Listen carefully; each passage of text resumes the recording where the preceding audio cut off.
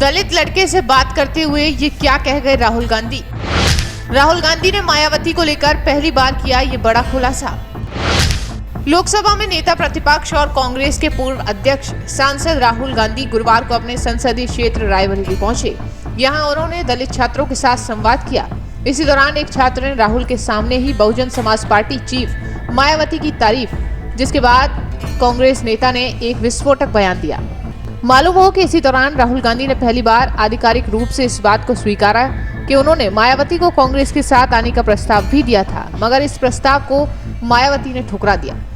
दरअसल हुआ ये कि रायबरेली में राहुल गांधी से बातचीत के दौरान एक दलित युवा ने कहा कि कांशीराम ने दलितों के लिए काम किया है, जिसके बाद मायावती के द्वारा उनके काम को बढ़ाया गया जो दलितों के लिए काम कर रही हैं। इस पर जवाब देते हुए राहुल गांधी ने कहा कि मायावती ठीक से चुनाव क्यों नहीं लड़ रही हैं। हमने उनसे साथ में आने को कहा था, लेकिन वो नहीं आई।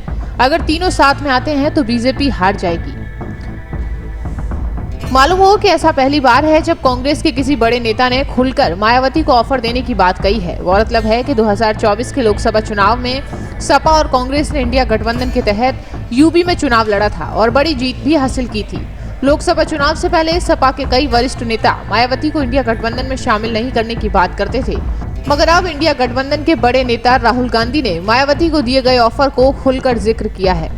राहुल गांधी का मानना है कि मायावती सही से चुनाव नहीं लड़ रही हैं। राहुल ने ऐसा इसलिए कहा क्योंकि 2022 के यूपी विधानसभा चुनाव में बसपा की सिर्फ एक ही सीट आई थी, जबकि लोकसभा चुनाव में बसपा का खाता तक नहीं खुला था। वहीं अब हालिया दिल्ली में हुए विधानसभा चुनाव में भी बसपा की हालत खराब दिख रही थी।